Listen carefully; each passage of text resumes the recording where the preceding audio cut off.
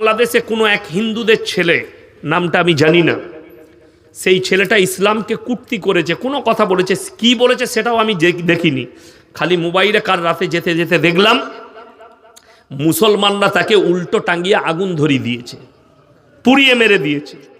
যারা বাংলাদেশের মুসলমান আছেন, দিনী ভাই যারা আমার বক্তব্য বাংলাদেশে শুনেন, দেশ বিদেশের, অনুরোধ করে বলছি, কালকে আমার এই জলসাটা ছুটবে গোটা পৃথিবীতে, শুনে যান। মারাত্মক অপরাধ করেছে। যদি বলেন ইসলামকে গালি দিয়েছে, ইসলামকে গালি এরা তো দূরের কথা, তাহলে তোমরা নবীজি সাল্লাল্লাহু আলাইহি সাল্লামের বিজয়ের হাদিসগুলো পড়ে নাও। যেদিনে নবীজি মক্কা বিজয় করেছেন, সেই দিনে সাহাবীরা তলোয়ার নিয়ে দাঁড়িয়ে গেছে। আজকে আমরা বদলা লব। আম্মার ইবনে ইয়াসিনের মায়ের দু পায়ে উঁট বেঁধে দুদিকে তাড়িয়ে দিয়েছে কাফেররা, আঁখ ফাড়ার মতো ফাড়া গেছে। হযরতে উসমানে গনি রাদিয়াল্লাহু তাআলা আনহুকে 40 দিন হাত পা বেঁধে গরম বালুতে ফেলে রেখেছে, পানি দেয়নি। হযরতে উমরে ফারুক রাদিয়াল্লাহু তাআলা আনহুকে ফজরের নামাজে ভুজালি মারা হয়েছে। সৈয়দনা বেলাল হাবসি রাদিয়াল্লাহু তাআলা আনহুর কোমরে দড়ি বেঁধে উটের পেছনে বাঁধা হয়েছে, ছেঁচুড়ে ছেঁচুড়ে গেছে। নবীজি কোরআন পড়ছেন কাবা ঘরের ভেতরে, বেঈমানরা বাইরে তবলিগ করছে, কি বলে জানেন? ওয়াকাল আল্লাযীনা কাফারু লা তাসমাউ লিহাযাল কুরআন ওয়ালগাউ ফীহি লাআল্লাকুম তাগলিবুন। হে মানুষেরা শোনো, নবী যে কোরআন আবৃত্তি করে, সে কোরআন তোমরা শ্রবণ করো না, হাততালি মারবে আর কানেতে আঙুল দেবে, আপনার চোখ দিয়ে পানি আসবে। কেউ যদি হজ করতে না যেয়ে থাকেন, হজ করতে গেলে একবার মনে করে দেখুন, ওই তয়েফের ময়দান এখনো সাক্ষী দেবে তয়েফের পাথরগুলো, যে পাথর নবীজির রক্তে লাল হয়েছে। ওই তয়েফের মাটি, হযরতে মা আয়েশা সিদ্দিকা রাদিয়াল্লাহু তাআলা আনহা নবীজিকে বলছেন, ইয়া রাসূলুল্লাহ, 23টা বৎসরের মধ্যে আপনি কবে সব থেকে বেশি কষ্ট পেয়েছেন? নবীজি চোখের পানি ফেলিয়ে বলছে, তয়েফের ময়দানে। আবার বললেন, ইয়া রাসূলুল্লাহ, 23টা বৎসরের মধ্যে আপনার জীবনে সব থেকে বেশি কষ্ট কে দিয়েছে? নবীজি বললেন, তয়েফের ময়দানে। জিবরিল আমিন বললেন, ইয়া রাসূলুল্লাহ, আপনি যদি বলেন আমি একটা পর মারবো, পৃথিবীটা 7 বার ধ্বংস হবে। নবীজি বললেন, এদের নাসাল, এরা কোনোদিন আমার কাছে ঈমান আনয়ন করবে। জোরে বলুন সুবহানাল্লাহ। নবীজি ক্ষমা করলেন যে নবীজিকে রক্তাক্ত করেছে তয়েফের মানুষ। নবীজি বললেন, আমার 23 বছরের জীবনীতে আমি যেদিনে সব থেকে বেশি কষ্ট পেয়েছি, আমাকে তয়েফের মাটিতে যেদিনে রক্তাক্ত করা হয়েছে। নবীজি বললেন, আমি ক্ষমা করে দিয়েছি আয়েশা, তারা আমার প্রতি একদিন ঈমান আনবে। আল্লাহর কসম, তারা ঈমান এনেছে নবীজির ব্যবহারে। জোরে বলুন সুবহানাল্লাহ। যে লোকটা আমার নবীজিকে গালি দিল, সে একটা মানুষ, তাকে তোমরা নবীজির কথা না ভেবে তাকে আগুন দিয়ে জ্বালিয়ে দিলে। শুধু তাই নয়, আমি এক্ষুনি শোনালাম, কোন মানুষ যদি কোনো মানুষকে হত্যা করে, আল্লাহ কোরআনে বলেছে গোটা পৃথিবীর মানুষকে হত্যা করলো, হয়তো এই গালি দেওয়ার বদৌলতে আল্লাহ তাকে ঈমান দান করতে পারতেন। এরকম হয়েছে না হয়নি? আপনারা জানেন। হে বাংলাদেশের মানুষ, শুনে রেখে দাও, আমি যাইনি, আমার বক্তব্য শোনো। নবীজি সাল্লাল্লাহু আলাইহি সাল্লামের আপন চাচা যান, বাংলাদেশের যে হাজী সাহেব বাইরা হজ করতে যান, যারা জ্বালিয়ে পুড়িয়ে মেরেছে ওই বাচ্চাটাকে, হিন্দু ছেলেটাকে, তারা কান খুলে শুনে নাও। তোমরা হজ করতে গেলে, না হলে হাজী সাহেব দিকে জিজ্ঞেস করে নাও, ওহুদের প্রান্তরে 70 জন সাহাবীর কবর আছে। সেখানে এমন একজন ব্যক্তির কবর, নবীজির চাচা যান হযরতে আমির হামজা রাদিয়াল্লাহু তাআলা আনহু। যখন যুদ্ধের ময়দানে নবীজির সামনে লাশ আনা হলো, হযরতে আমির হামজা রাদিয়াল্লাহু তাআলা আনহু, নবীজি হাঁটুগুলো গেড়ে বসে গেলেন আর কাঁদতে লাগলেন, আমার চাচার সঙ্গে এরকম ব্যবহার কে করেছে? গোটা গলা থেকে কলিজা থটটা বুক চিরে বার করে চিবিয়ে খেয়ে নিয়েছে। নবীজি কাঁদলেন আর বললেন, হে আমার সাহাবীরা, আমার চাচার হাল এরকম কে করলো? চেহারাটা ক্ষত বিক্ষত, কলিজা থটটা নেই, বুক চিরে বার করে চিবিয়ে খেয়েছে। ইয়া রাসূলুল্লাহ, তার নাম হিন্দা। সে আপনার চাচা জানের কলিজা থট্টা চিবিয়েছে যেদিনে নবীজি মক্কা বিজয় করেছেন। আর সাহাবীরা বললেন আজকে বদলা নেব। নবীজি বললেন আজকে বদলা লিবার দিন নয়। আমি মুহাম্মদ আল্লাহর নবী, আমি দয়া করতে জানি, ময়া করতে জানি, ক্ষমা করতে জানি, আমি বদলা নিতে জানি না। বলুন সুবহানাল্লাহ। দলে দলে বেঈমান কাফেররা যখন ঈমান আনছেন, সেই দলের ভেতরে নিজের মুখটাকে লুকিয়ে আসছে হিন্দা। নবীজি বুঝতে পারলেন, মেম্বার থেকে দাঁড়িয়ে গেলেন আর বললেন, হে হিন্দা, বলো লা ইলাহা ইল্লাল্লাহ মুহাম্মাদুর রাসূলুল্লাহ, কলমাটা পড়ে নাও। আমি আল্লাহর নবী, দয়ার নবী, আমি ক্ষমা করতে জানি, দয়া করতে জানি, বদলা নিতে জানি না। নবীজি তার চেহারার দিকে তাকিয়ে কাঁদতে লাগলেন আর বললেন, হে হিন্দা, তুমি আজকে কলমা পড়েছো, আমি আল্লাহর নবী ক্ষমা করেছি, আল্লাহ তোমাকে ক্ষমা করেছে, কিন্তু যতদিন তুমি বেঁচে থাকবে আমার চোখের সামনে এসো না। তোমার চেহারা দেখলে আমার চাচা জানের কথা মনে পড়ে যাচ্ছে। তুমি আমার চাচা জানের কালিজা থট্টা বার করে চিবিয়ে খেয়েছো। নবীজি ক্ষমা করেছেন হিন্দাকে। নবীজি যদি চাইতেন তাকে টুকরো টুকরো করে দিতে পারতেন। শক্তি তখন নবীজির হাতে, মক্কার শক্তি। নবীজি এলান করলেন, তোমরা আমার 5টা কথার আমল করবে। জোরে বলুন সুবহানাল্লাহ। কটা? 5টা। নাম্বার 1, তোমরা মাথায় রাখবে কোনো বৃদ্ধকে মারতে পাবে না। নাম্বার 2, বৃদ্ধাকে মারতে পাবে না। নাম্বার 3, শিশুকে মারতে পাবে না। নাম্বার 4, আত্মসমর্পণ করলে মারতে পাবে না। নাম্বার 5, কাবা ঘরে প্রবেশ করলে তোমরা তার গায়ে হাত লাগাতে পাবে না। জোরে বলুন সুবহানাল্লাহ। নবীজি সেদিনে দেখিয়েছেন। আমি বলে যাচ্ছি, নূপুর শর্মা বলে ভারতের একজন মহিলা গাল দিয়েছে না, দেয়নি? ইসলামের কোনো ক্ষতি হয়েছে? ক্ষতি হয়নি। ক্ষতি হয়েছে বলুন? বরঞ্চ লাভ হয়েছে। বরঞ্চ কি হয়েছে? লাভ হয়েছে। আমি তো দোয়া করেছি, আল্লাহ নূপুর শর্মার তকদিরে ঈমান লেখা থাকলে ঈমান দাও, তা না হলে নিস্তে নাবুদ করে দাও। আপনারা খালি দেখতে থাকুন। প্রথম পাঠ জাবেদ আখতারের সাথে হয়েছে, এখনো দ্বিতীয়, তৃতীয়, চতুর্থ, পঞ্চম পাঠ বাকি আছে। এই লোকটাও বাধ্য হবে আল্লাহকে বিশ্বাস করতে এবং কালমা পড়তে হবে। জোরে বলুন সুবহানাল্লাহ। কেন? ইসলাম হচ্ছে সত্য, কোরআন হচ্ছে সত্য। ওই জন্যে আপনার দ্বারা যেন কেউ কষ্ট না পায়, আপনি হকের উপরে টিকে থাকুন। আল্লাহর কসম, হকের জিত আছে, না হকের জিত নেই। আজকে মুসলমান মনে করেছে আমি না হকে থাকলে আমার জিত আছে, হকে থাকলে জিত হবে না। এটা তোমার ভুল ধারণা। যাকে দেখছো সাময়িক, যে সুদখোরকে বড় লোক দেখছো ওটা সাময়িক, যে বেঈমানকে দেখছো এটা সুখে আছে সাময়িক, তার ভেতরটা জিজ্ঞেস করো, ভেতর শেষ হয়ে গেছে তার অশান্তিতে। আপনি বলুন, বড় লোকরা কোটি কোটি টাকা ইনকাম করে, জানেন আপনার মাদ্রাসার ইমামের বেতন কত? এই মসজিদে ইমামের বেতন কত তোমাদের?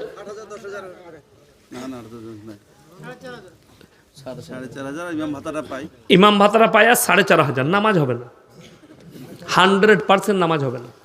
যা পারবে করো, আমার যা পারলে করে লাও। যদি তোমার মুফতি থাকে ফতোয়া নিয়ে আসবে, আমি বলে যাচ্ছি নামাজ হবে না। যাই হোক, 4,500 বেতন আমাদের মৌলবীদের সব থেকে কম বেতন সমাজে। কিন্তু জানেন, এই যে সাদা জামা গেট আপ দেখছেন, এই যে গেট আপ, এই যে গেট আপ, এটা কিন্তু আল্লাহর কসম টাকার লয়, এখলাসের। কিসের বললাম? এখলাসের। যদি বলেন হাদিস শুনান, নবীজির হাদিস, যারা আল্লাহর রাস্তায় দিনের পথে থাকবে আল্লাহ মৃত্যুকাল পর্যন্ত ইজ্জতের রুজি দান করবেন। জোরে বলুন সুবহানাল্লাহ। আমরা ডাক্তারের বাড়িতে যাই, মাস্টারের বাড়িতে যাই, তো ডাক্তারের বাড়িতে গেলে ডাক্তার দস্তরখান বিছাই না মৌলবি? ডাক্তার হুজুর হাতটা ধুয়ে দিই, হ্যাঁ হুজুর রুটিটা দিই, হুজুর মাংস তুলে দিই, আল্লাহর কৃপা শুকর আদায় করি। সকালবেলায় মাস্টারের বাড়িতে ইমামের পালা, মাস্টারকে চাটা বুইয়ে এনে ইমামকে দিতে হবে, ঠিক কি না? কথা বলেন, ভাতটা বুইয়ে দিতে হবে। জোরে বলুন সুবহানাল্লাহ। রাসূলের হাদিস সত্য। আপনি দিনের পথে থাকেন, আল্লাহর রাস্তায় থাকেন, আল্লাহ আপনাকে মৃত্যুকাল পর্যন্ত ইজ্জতের রুজি দিবে। আমরা আলেমরা তো ওই জন্যে, লটারির টিকিট হারাম না হালাল? প্রত্যেক দিন টোটো চালিয়ে 1,000 টাকা ইনকাম করছে, হারাম করে 500 টাকা লটারি কাটে। লটারি যদি হালাল হতো আমরা মৌলবীরা তো রোজ একটা করে কাটতাম। যেদিনে 1 কোটি লেগে যাবে তুই মসজিদ বুঝে লিগে আমি ঘর চললাম। কথা বুঝতে পারেননি? হারাম বলি তো আমরা কাটতে পারি না, এটার উপরই সন্তুষ্ট প্রকাশ করি। তোমার জানা নাই, তাইলে মুসল্লিদিকে বলতাম ফজরের নামাজ পড়ি বিসমিল্লাহ বলে সূরা ইয়াসিন পড়ে একটা চালিয়ে দিবি, এক ঘর 1 কোটি। হারাম বলি তো আমরা নাই, হারাম বলি তো আমরা মৌলবীরা সুদ খাই না। তোমার জানা নাই, যদি সুদটা হালাল হতো তো মৌলবীর জন্যও হালাল হতো না? হতো না? হালাল হতো। লটারিটা হালাল হলে তো মৌলবীর জন্যও হতো, মদটা হালাল হলে তো মৌলবীর জন্যও হতো। যখন এদের জন্য হারামটা আমি মুসলমান, আমার জন্য কি করে হালাল হতে পারে? শুনেলেন রাসূল সাল্লাল্লাহু আলাইহি সাল্লামের হাদিস, কিয়ামতের পূর্বে রাতের বেলায় মানুষ শুবে, সকাল বেলায় চেহারাটা বাঁদর না হলে শুয়োরের মতো হয়ে উঠবে, খিনজিরের মতো। নবীজি সাহাবীরা কাঁদলেন, ইয়া রাসূলুল্লাহ, তারা কি পাপ করবে যে এরকম হবে? নবীজি বললেন, তারা যতগুলো দুনিয়ার পাপ থাকবে হালাল মনে করে করতে শুরু করবে। সুদখোর জানে হারাম, সুদ খাচ্ছে, কিয়ামতের পূর্বে সেই সুদখোরদের চেহারাটা দুনিয়াতেই শুয়োরের মতো হবে, না হলে বাঁদরের মতো। রাতের বেলায় শুবে, সকালে উঠে আয়না দেখবে শুয়োরের মতো হয়ে গেছে। কিয়ামতের আলামত এটা, মাথায় রাখবেন। সবাই হারাম জিনিস থেকে বাঁচবো, জোরে বলুন ইনশাআল্লাহ। দাজ্জাল আসার সময় হলে মানুষ বুঝতে পারবে যখন হারাম জিনিসকে হালাল করে নিয়েছে। মুসলমান, আপনি হারামকে হালাল করে নিচ্ছেন, হারামকে হালালকে হারাম আর হারামকে হালাল করে নিচ্ছেন। কি করে হতে পারে?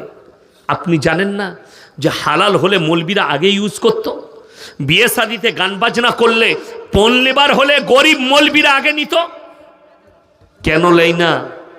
এটাও ভাবতে হবে। এই মৌলবী গরিবের ছেলে, মাদ্রাসায় আমরা কাদিকে দিই, খেতে পাই না, মানুষ করতে পারছে না, বাপকে জ্বলাচ্ছে, মাকে জ্বলাচ্ছে, ভাতের হাঁড়িতে ঢেলা মারছে বলে মালসাই দিয়ে ওরা বুঝে লেখ। ঠিক বললাম না ভুল বললাম? এই বাচ্চাগুলোকে দেন।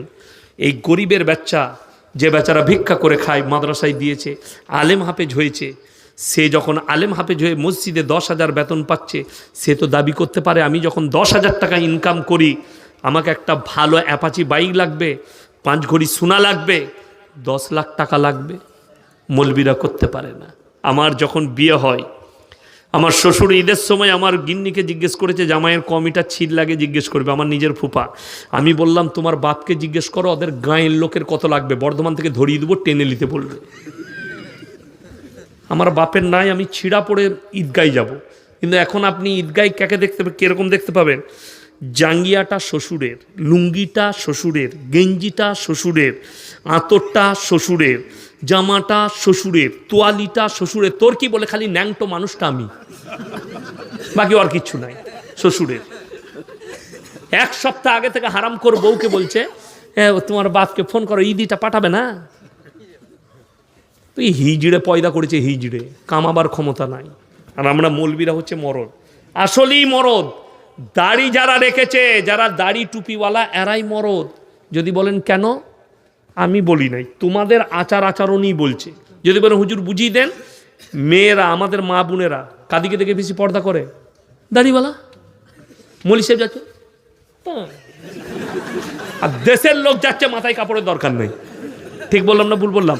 তার মানে মলবি কটা দাড়িওয়ালাগুলো মরদ আর বাকি সব হিজড়ে, খালি এদিকে দেখে পর্দা করতে হবে। এইটাই তো অসুবিধা, ওইটাই অসুবিধা। বেলডাঙ্গা বাজারে চা খাচ্ছি, ইয়াসিন সাহেব ল, আমি বললাম হ্যাঁ ল, খালি আমাকে দেখে লুকো, বাকি সব খোলা থাক, বাকি মরদরা দেখুক তোমাকে।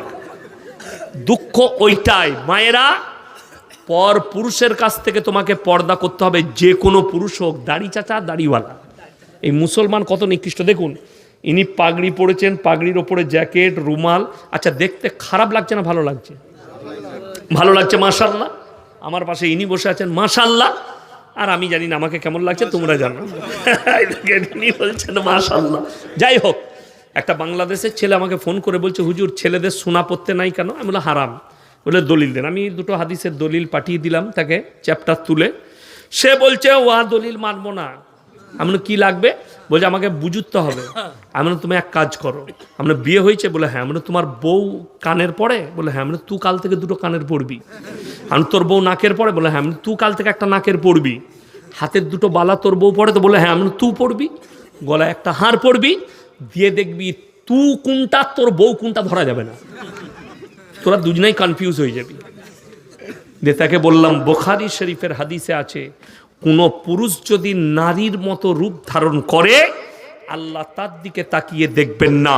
তাদেরকে বলা হবে তোমরা নারীর রূপ ধারণ করে দেখাও, তারা বলবে অক্ষম, আল্লাহ তাদেরকে জাহান্নামে নিক্ষেপ করবে।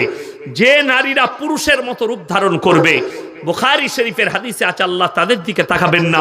তাদেরকে বলা হবে পুরুষের মতো রূপ ধারণ করো, তারা বলবে আমরা অক্ষম, আল্লাহ জাহান্নামে নিক্ষেপ করে দিবে। যারা জেন্ডার পরিবর্তন করছে তাদের জান্নাতে যাবার আর কোনো রাস্তা নাই। জেন্ডার মানে জানেন, পুরুষ থেকে মহিলা, মহিলা থেকে পুরুষ হচ্ছে যারা, যারা নিজেদের জেন্ডার আল্লাহর কুদরতের সঙ্গে ছেড়খামি করছে। এদেরকে আল্লাহ কুদরতি আমাদেরকে কান দিয়েছে, নারীদের ফুটো করা যায় যাচ্ছে, আমাদের যায় যাচ্ছে। তাহলে অনেক ছেলেকে দেখিয়ে দেবো হারামখোর কানে বালি পড়েছে, পড়েছে না পড়েনি? আবার জান্নাতের আশা করে। হ্যাঁ, এ তো জান্নাতে যাবার খুব আশা। হাতে বালা পড়ছে, যাদের হাতে চেন আছে বালা আছে খুলে দিবেন, একটা করে ভালো ঘড়ি পরবেন, জায়েজ আছে। কিন্তু হাতে চেন পরা হারাম, হাতে বালা পরা হারাম। এগুলো নারীদের আখলাক আর চরিত্র। তোমার জানা নেই হাতে বালা পরা হালাল হলে মৌলবীরা আগে পরত, হাতে চেন পরা আগে জায়েজ হলে আমরা মৌলবীরা পরতাম।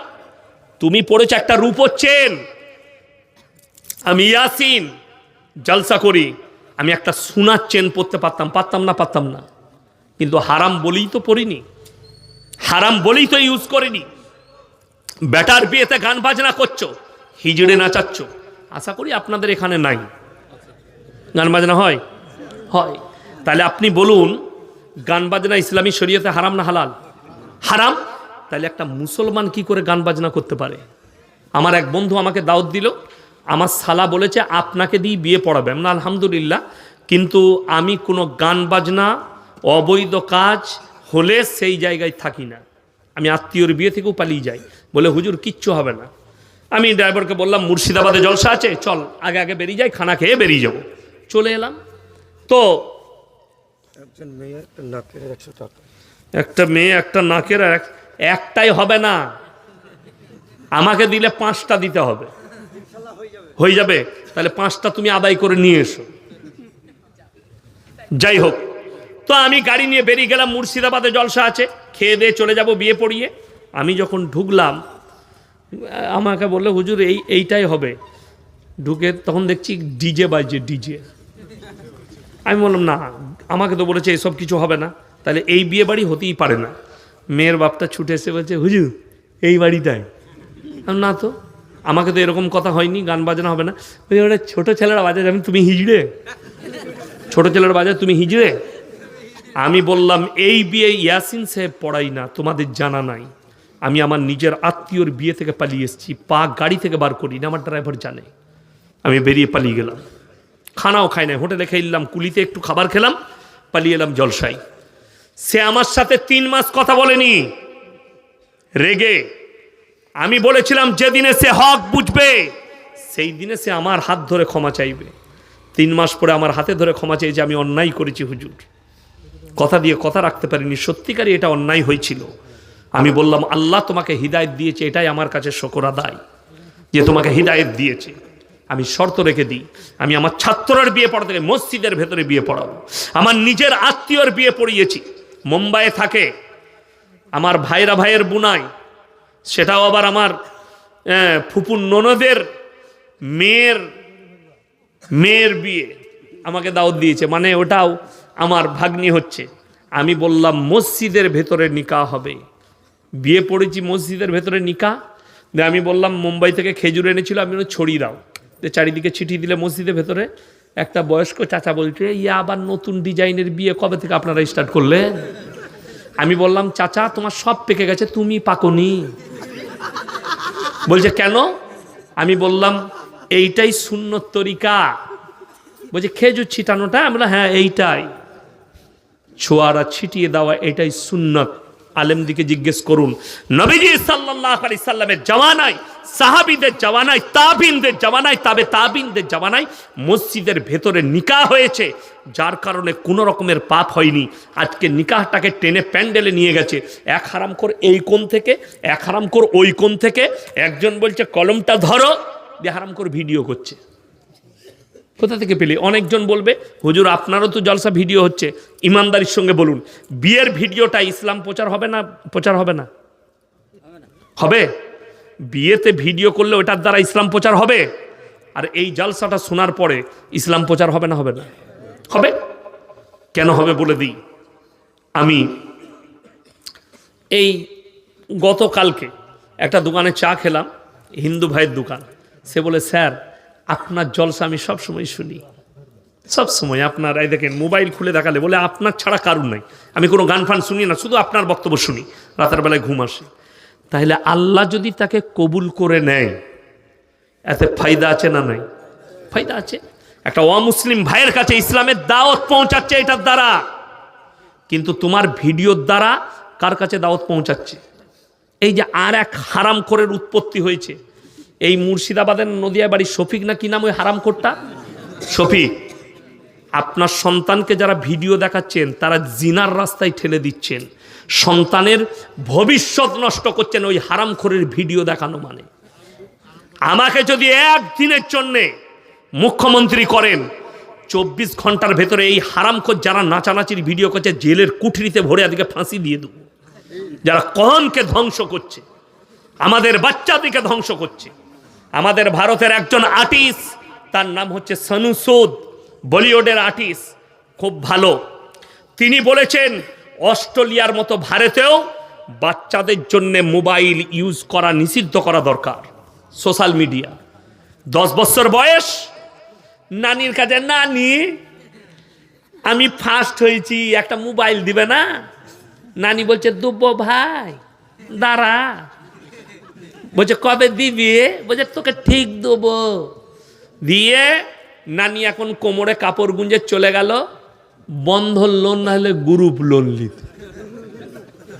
আপনাদের এখানে নাই? আছে তো? আমি বললাম লাস্টে খুঁচে দিয়ে যাবো মা বোনদিকে, গাল দেয় দিবে। গ্রুপ লোনে কিন্তু লাভ হয়েছে, মায়েদের কিছু লাভ হয় না, একটা লাভ হয়েছে। 10টা করে মেয়ে গ্রুপ করেছে, তাদের মধ্যে একজন হেড, আর 9টা মেয়ে তাকে ম্যাডাম বলে। সে মনে করে আমার যাহা তাই ব্যাপার, এমনি ম্যাডাম হতে পারে না, সুদ খাওয়ার ম্যাডাম হয়েছে। আল্লাহ মাফ করুক। বেঈমান কাফেররা বুঝতে পেরেছেন কতটা কামিয়াবি লাভ করেছে। খালি কামিয়াবি লাভ করার কারণ আপনার বাচ্চাকে আপনি মাদ্রাসায় পাঠিয়ে দ্বীনি শিক্ষা দেয়নি। এই মা বোন এবং আপনি আমি যারা আমাদের বিবিদিকে গ্রুপ লোন আর বন্ধন লোনে ঠেলে দিচ্ছি, এত জলসা, এত মাদ্রাসা, এত কোরআন হাদিসের তালিম, তারপরও তারা কামিয়াবি লাভ করেছে, আমরা করতে পারিনি। প্রত্যেক ঘরে ঘরে সুদ ঢুকিয়েছে তারা। অথচ আপনি জানেন, খুলে দেখুন, আদানির 3000 কোটি টাকা সরকার মওকুফ করেছে কেন্দ্র সরকার। কত হাজার বললাম? 3000 কোটি আদানির মওকুফ করেছে। আর আপনার বিবি বন্ধন লোন লিয়েছে, প্রত্যেক দিন ব্যাংকের লোক দরজায় হাজির। একজন লোন লিয়েছে যে ও জানে প্রত্যেক দিন আসবে, ও ঠিক 10টার আগে বাড়ি থেকে বেরিয়ে পালিয়ে যায়। বইয়ের কাছে আসে, কই গো ভাই? বলে ভাই তো নেই, একটু চা খান। ওকে রোজ 4 ডিম খাওয়াই। ঠিক 1 মাস পরে তার বউ কিনে পালিয়ে গেছে। আপনি 4 ডিমের কত বরকত, বউটাই নিয়ে পালিয়েছে। তুই লোন শোধ করবি না, তোর বউটাই রাখবো না, যা বুঝে করগা। মোবাইলে দেখলাম, সত্য ঘটনা, মিথ্যা নয়। আমি আপনাকে বলে যাই, মা বোন যারা আছেন, আল্লাহর কসম করে বলছি, পর্দা কতটা জরুরি জানেন? পর্দা যদি ইসলামে না থাকতো তো তোমাদের থেকে আগে আমরা বৌদিকে নিয়ে পার্কে ঘুরতে যেতাম, রেস্টুরেন্টে খেতে যেতাম, দামি দামি জায়গা যেতাম। শুনেছেন, যদি মুর্শিদাবাদে আমি এত জলসা করি, আমি কিন্তু উত্তরবঙ্গে ছাড়া জলসা লিই না, দক্ষিণবঙ্গে আমার জলসা নেই। সেদিনে খড়গপুরে একটা জলসা করেছি, আমি যাব না, ছাড়বে না। আমি বললাম আমাকে কিন্তু 50,000 টাকা লাগবে। বলে 45ই লাগবে আমাকে, অ্যাকাউন্টে ভরে দিলে। বলে আসতেই হবে, করতে হবে জলসা। 45,000 টাকা দিয়েছি জলসায়। আমি লুবো না, ছাড়বে না। আমি দক্ষিণবঙ্গে করি না। কেন? জলসা শোনার মানসিকতা নাই। 10টার পরে লোক খেয়ে দিয়ে পালিয়ে যায়, বিরিয়ানি খাবার জলসা। কিন্তু মুর্শিদাবাদ, নদিয়ায় মাশাল্লাহ মানুষ দিনের কথা শুনে। আপনারা বসে আছেন, আপনাদের কিভাবে শুকর আদায় করবো আমি ভেবে পাচ্ছি না। আপনারা আমার সাথ দিয়েছেন, আমি বুঝতে পারছি ঠান্ডা আমাকেও লাগছে, তারপরেও আমি কথা রাখছি। আপনারা যে আমার সাথ দিচ্ছেন, আমি জান ভরে আপনাদের লেগে দোয়া করব। যাই হোক, আমি যেটা বোঝাতে চাইছি, যে পর্দা, পর্দা এত মারাত্মক জিনিস। কোরআনে আছে ওয়াদরিব খুমুরিহিন্না আলা জুনুবিহিন, হে নারী তোমরা পর্দা নির্ধারিত করো, কোনোদিন ধর্ষিত হবে না, লাঞ্ছিত হবে না, তোমরা কোনোদিন খারাপ জায়গায় পৌঁছাবে না। আজকে ভেবে দেখুন গোটা পশ্চিমবাংলার, আমার বাজারে না ভাই রেকর্ডিং হচ্ছে, এতগুলো ইউটিউবার আছে রেকর্ডিং হচ্ছে, সবাই দেখবে, আমার জেলার লোক, আমার কাছের লোক। আজকে আমার সাথে এসছে আমার নাসির ভাই, নার্সিংহোমের মালিক, তিনিও জানেন আমার গিন্নি কোনো বাপের বেটা বর্তমান টাউনে কিংবা গোটা গলসি বাজারে, আমার থানার নাম গলসি, কেউ যদি বলতে পারে ইয়াসিন সাহেবের স্ত্রী বোরকা পরে পর্দার সঙ্গে একটা রুমাল কিনেছে, আমি তার জুতোর মালা পরবো ইনশাআল্লাহ। জীবনে কেউ বলতে পারবে না। কোনো বাপের বেটা যদি বলে দেয় ইয়াসিন সাহেবের স্ত্রী অমুকের বাড়িতে এসে বিয়ের প্যান্ডেলে বসে, প্যান্ডেলে বসা তো দূরের কথা, কোনো বাপের বেটা কোটিপতি থেকে গরিব থেকে ধনী কেউ হিম্মত হবে না ইয়াসিন সাহেবকে বলে দিয়ে আপনার বিবিকে প্যান্ডেলে পাঠাবেন, খেয়ে যাবে। তার জন্য আবার জুতো রেডি আছে। আমার বিবি, আমাদের বিবি আজকে একটা প্যান্ডেলে মরদ আর মেয়ে একসাথে বসে খাচ্ছে, ঠিক কিনা? আর এমন পোশাক পরে নারীরা আছে, শয়তানু এদিকে দেখে লজ্জা পায়। রাসূলের হাদিস মায়েরা শুনেন, আখরি জামানায় নারীরা পোশাক তো পরবে, তারপরও ন্যাংটো থাকবে। কেমন বলে দিই, এখন বোরকা বেরিয়েছে কিন্তু স্কিন টাচ একদম টাইট হয়ে লেগে আছে, সব বোঝা যাচ্ছে। এটা শরীয়তসম্মত বোরকা নয়, শরীয়তসম্মত পর্দা নয়। একটা মেয়ে বলবেন যে গায়ে চাদর নিয়েছে, শাড়ি পরছে, শাড়ির ওপর একটা চাদর পরেছে, চাদরের উপরও পেটটা বেরিয়ে যেতে পারে না? পারে না? পারে। ওই জন্যই তো বোরকা। আপনার স্ত্রী শাড়ি পরছে, আমি নিষেধ করবো না, এটা আঞ্চলিক পোশাক, কিন্তু বাইরে বের হলে সে যেন একটা বোরকা পরে, এমন বোরকা পরবে বাইরে থেকে যেন বোঝা না যায় এর ভেতরে যে নারীটা আছে কে আছে, তার গঠনটা কেমন, এটা যেন বোঝা না যায়। আমাদের দেশে তো এখন বিয়ে হচ্ছে এরকম প্যান্ডেল করছে, প্যান্ডেল করে জামাই আর বউকে বসাচ্ছে দুটো চেয়ার দিয়ে, বসাই না, বসাচ্ছে দিয়ে গোটা দেশের লোক দেখ আমার বউ এইটা। আর ওর বন্ধুরা যখন আসবে তখন বলা বলি করবে, 4-5টা বন্ধু এসছে, হ্যাঁ বউটা ভালোই হয়েছে, ও বলবে দেখবে মালটা কেমন পেয়েছে, তোর বউকে মাল বলবে। এটা বাস্তব বলছি। আর হাদিস কোরআন বলছে যে তোমার বিবি হলো, অর্ধাঙ্গিনী হলো, তুমি ছাড়া যেন পৃথিবীতে কেউ তাকে না দেখে, কেউ না দেখে। আমার বিয়েতে আমার কয়েকটা বন্ধু এসছিল, ক্লাস ফ্রেন্ড, তো আমাকে বললে ভাবির সাথে দেখা করব। আমি তাকে বললাম ওই বই তো আমি পড়ি নাই, তুই কি করে পড়লি? তুই তো আমার সাথে পড়েছিস। আমার সাথে তাহলে আর সম্পর্ক রইল না, সম্পর্ক ছিন্ন করে দাও। কিন্তু এই বই ইয়াসিন পড়েনি, কোনো রকমের চান্স নাই, আমার অর্ধাঙ্গিনী, আমি ছাড়া কেউ দেখবে না। তোমাকে কে বললে? আমি বললাম আবার আমার মাদ্রাসায় ভর্তি হ, মৌলবি পর, তবে বুঝতে পারবি ইয়াসিনের কাছে দরজগায় বসলে, তবে জানতে পারবি পর্দা কি। আমরা তোমার বাড়ি, তোমার মুখের ভাষাতে বোঝা যাচ্ছে তোমার পরিবেশ কি আছে।